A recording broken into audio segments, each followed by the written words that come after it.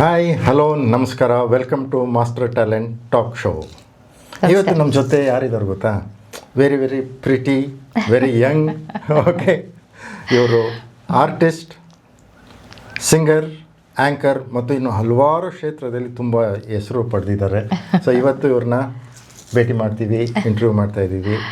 So ಇವ್ರದ್ದೊಂದು famous serial, ಅದು ಏನು ಅಂದರೆ ಮೇಡಮ್, ಅದು ಟ್ಯೂನ್ ಹೇಳ್ಬಿಟ್ಟು ಮೇಡಮ್, ನಮ್ಮ ಇವರು ಕಂಡಿಡಲಿ ಯಾವ ಸೀರಿಯಲ್ ಅಂತ. ತಾನಾನ ತನಾನ ತಾನಾನ ತನಾನ ತಾನಾನ ತನಾನ ತಾನಾನ ತನಾನ ಹೇಳಿ ನೋಡೋಣ. ಗೊತ್ತಾಗಿರ್ಬೇಕಲ್ಲ ಇಷ್ಟೊತ್ತಲ್ಲ. Yes, very very famous. Malgudi days ಎಲ್ಲ ಆ್ಯಕ್ಟ್ ಮಾಡಿದ್ದಾರೆ, ಇನ್ನು ಹಲವಾರು ಸೀರಿಯಲ್ಸ್ ಎಲ್ಲ ಆ್ಯಕ್ಟ್ ಮಾಡಿದ್ದಾರೆ, ಫಿಲ್ಮ್ಸ್ ಎಲ್ಲ ಆ್ಯಕ್ಟ್ ಮಾಡಿದ್ದಾರೆ. ಸೊ ಇವ್ರ ಜೊತೆ ಇವತ್ತು ತುಂಬ ಮಾತುಕತೆ ಆಡೋಣ. Madam, welcome to master talent talk. ತುಂಬ ಧನ್ಯವಾದಗಳು. Thank you so very much for inviting. So ನೀವು ಬಂದಿದ್ದಕ್ಕೆ ತುಂಬ ಖುಷಿ ಆಯಿತು. ಸೊ ಶುರು ಮಾಡಿಬಿಡೋಣ ಮೇಡಮ್ ಮಾತುಕತೆನಾ? ಖಂಡಿತ. ನಾನೊಂದು common man madam, I am not a big anchor. So ಒಂದು ಕಾಮನ್ ಮ್ಯಾನ್ ಯಾವ ಥರ ಪ್ರಶ್ನೆ ಕೇಳ್ತೋ ಅದೇ ಥರ ಇರುತ್ತೆ ನಮ್ದು ಇಂಟರ್ವ್ಯೂ, ವೆರಿ ಕ್ಯಾಶುವಲ್ ಆಗಿರುತ್ತೆ.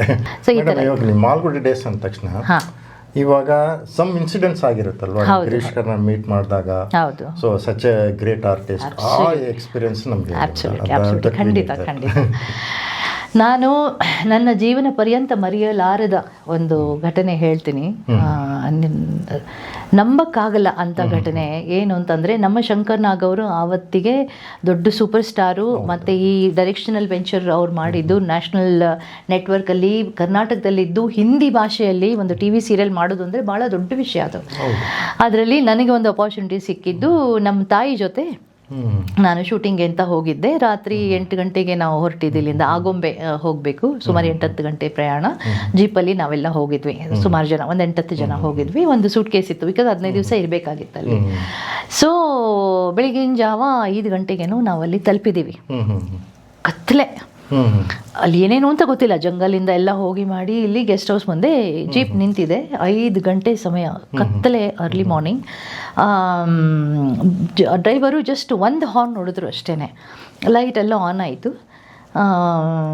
ಎಲ್ಲರೂ ಇಳಿಯೋಕ್ಕೆ ಶುರು ಮಾಡ್ತಾಯಿದ್ರು. ನಾನು ನಮ್ಮ ತಾಯಿ, ಒಂದು ಸೂಟ್ ಕೇಸ್ ಇತ್ತು ಮಧ್ಯದಲ್ಲಿ. ಸೊ ನಾನು ವೆಯ್ಟ್ ಮಾಡ್ತಾಯಿದ್ದೆ, ಫಸ್ಟು ನಮ್ಮ ತಾಯಿ ಇಳೀಲಿ, ಆಮೇಲೆ ಸೂಟ್ ಕೇಸ್ ಎತ್ಕೊಂಡು ನಾನು ಇಳಿಯೋಣ ಅಂತ ಮಾಡ್ತಾಯಿದ್ದೆ.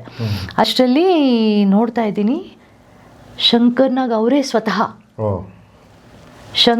ಅವರೇ ಸ್ವತಃ ಬಂದು ನಮ್ಮನ್ನೆಲ್ಲ ಮಾತಾಡಿಸಿ ಹಿಂದ್ಗಡೆ ಬಂದ್ಬಿಟ್ಟು, ಏನಮ್ಮ ಸರಿಯಾಗಿ ಬಂದ್ಯಾ ಅಂತಂದ್ರು. ಹ್ಞೂ ಬಂದೆ ಶಂಕರ್.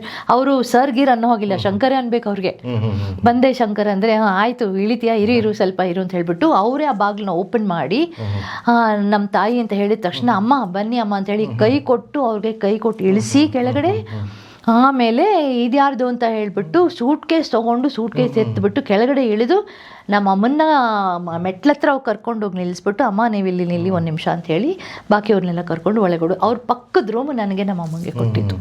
ಅದಕ್ಕೆ ಶಂಕರ್ ನಾಗ್ ಸರ್ ಅಂದರೆ ಇಷ್ಟು ದೊಡ್ಡ ಕಲಾವಿದರು, ಇಷ್ಟು ಡೌನ್ ಟು ಅರ್ತ್, ಇಷ್ಟು ಸಿಂಪಲ್, ಇಷ್ಟು ಹಂಬಲ್, ಇಷ್ಟು ನನಗೆ ನಿಜವಾಗ್ಲೂ ಮರೆಯಲಾರದ, ಜೀವನ ಪರ್ಯಂತ ಮರೆಯಲಾರದ ಅನುಭವ ಅದು. ನನಗೆ ತುಂಬ ಒಳ್ಳೆಯ ಅನುಭವ. ಇವತ್ತಿಗೂ ನೆನೆಸ್ಕೊಳ್ತೇನೆ ಅವ್ರನ್ನ. ಅಷ್ಟು ಸಿಂಪಲ್, ಅಷ್ಟು ಅಂದರೆ ಅವರು ಅಷ್ಟು ದೊಡ್ಡ ಡೈರೆಕ್ಟರು, ಸೂಪರ್ ಸ್ಟಾರು ಅಂತ ನಮ್ಗೆ ಯಾವತ್ತೂ ಅನಿಸಿಲ್ಲ. ಶಂಕರ್ ನಾನು ಇನ್ನೂ ಚಿಕ್ಕವಳು ಅವಾಗ, ತುಂಬ ಫ್ರೆಂಡ್ಲಿ ಆಗಿದ್ಬಿಟ್ಟೆ. ಅವ್ರ ವೈಫ್ ಅಷ್ಟೇ, ಕಾವ್ಯ ಅವರು ಮಗು ಅವಾಗ ಚಿಕ್ಕವಳು ಕಾವ್ಯ. ಸೊ ಹಾಗೆ ಇಟ್ ವಾಸ್ ಅ ಬ್ಯೂಟಿಫುಲ್, ಮರೆಯಲಾರದ ಒಂದು ಘಟನೆ ಅಂದರೆ ಅದಾಗಿದ್ದು ನಮಗೆ. ಇನ್ನೊಂದು ಏನು ಅಂತ ಹೇಳಿದ್ರೆ, ನನಗೆ ಅವಾಗ ಹೊಸದು, ಇನ್ನೂ ಅಷ್ಟೊಂದು ಎಕ್ಸ್ಪೀರಿಯನ್ಸ್ ಇರಲಿಲ್ಲ. ಹಶ್ವಾಗೋಗಿತ್ತು, ತುಂಬ ಸ್ವಲ್ಪ ಆ್ಯಸಿಡಿಟಿ ಪ್ರಾಬ್ಲಮ್ ಇತ್ತು, ಹಶ್ವು ತಡ್ಕೊಳಕ್ಕಾಗಿಲ್ಲ. ಸೊ ಬೆಳಿಗ್ಗೆ ತಿಂದ್ಬಿಟ್ಟು ಸುಮಾರು ಶೂಟಿಂಗ್ ಆಗುತ್ತಲ್ಲ, ಅದು ಬಿಸಿಲು ಬೇರೆ, ಸ್ವಲ್ಪ ಹಶ್ವಾಗಿತ್ತು. ಊಟ ಎಲ್ಲ ರೆಡಿ ಆಗಿತ್ತು. ನನಗೆ ಗೊತ್ತಾಗ್ದೇನೆ ನಾನು ಸಡನ್ನಾಗಿ ಅಲ್ಲಿ ಹೋಗಿ ನಿಂತ್ಕೊಂಡ್ಬಿಟ್ಟೆ. ಬೇರೆಯವರೆಲ್ಲ ಬರ್ತಾಯಿದ್ರು, ಅದು ಇದು ಅಂತ ನೋಡಿಕೊಂಡು.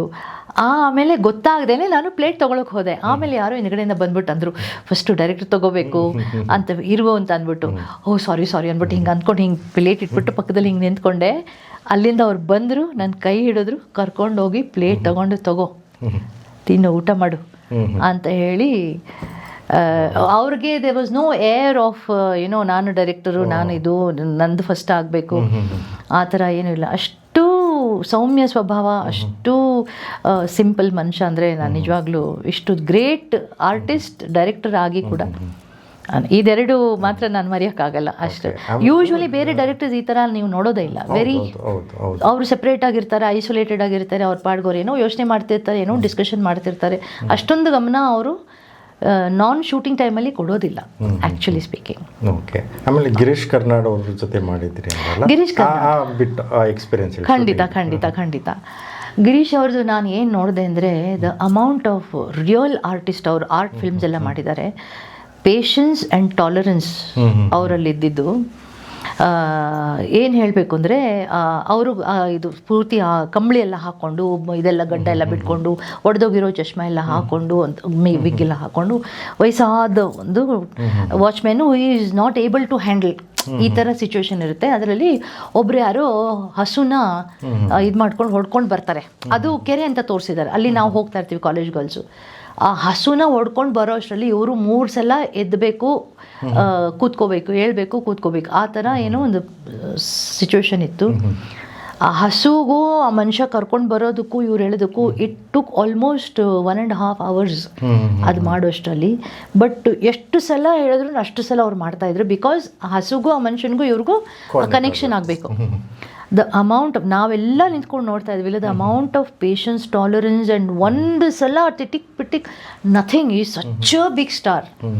ಅಷ್ಟು ದೊಡ್ಡ ಆರ್ಟಿಸ್ಟ್ ಅವರು. So this is something we learned.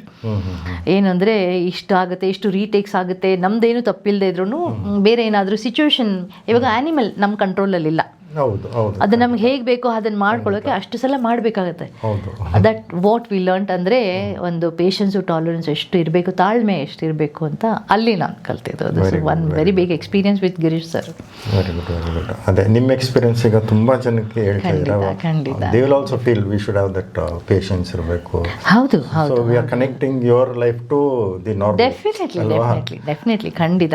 ಒಂದು ಆರ್ಟಿಸ್ಟ್ ಅಂದಮೇಲೆ ನಾವು ಚಿಕ್ಕ ವಯಸ್ಸಿಂದಾನೇ ಇದೆಲ್ಲ ನಾವು ಕಣ್ಣು ತೆರೆದು ನೋಡಿ ಅದನ್ನು ಅಬ್ಸಾರ್ಬ್ ಮಾಡ್ಕೋಬೇಕು. ಇವ್ರು ಹೀಗೆ ಮಾಡಿದ್ರು ಅಂದರೆ ಈ ಥರ ಮಾಡಬೇಕು, ದೊಡ್ಡವರು ಆಗಬೇಕು, ನಾವು ಸಕ್ಸಸ್ಫುಲ್ ಆಗಬೇಕು ನಾವು ಅಂತಂದರೆ ಇದೆಲ್ಲ ನೋಡ್ಕೊಂಡು ಕಲಿತಾ ಮುಂದೆ ಹೋಗಬೇಕು. ಖಂಡಿತ. ಅದಕ್ಕೆ ನಿಮ್ಮಂಥ ಸೀನಿಯರ್ಸ್ ಇಲ್ಲಿ ಬಂದು ಮಾತಾಡಿದ್ರೆ ಈಗ ಎಷ್ಟೋ ಜೂನಿಯರ್ ಆರ್ಟಿಸ್ಟ್ಗಳಿರ್ತಾರೆ ಇವಾಗ ಅಪ್ಕಮಿಂಗು. ಸೊ ನಿಮ್ಮದೆಲ್ಲ ನೋಡಿದಾಗ ದೇ ವಿಲ್ ಫೀಲ್, ಓ ಈ ಥರ ಇದೆಯಾ, V should have that patience. So lot of things they will learn from your talk. ಖಂಡಿತ. ತುಂಬ ಸಂತೋಷ.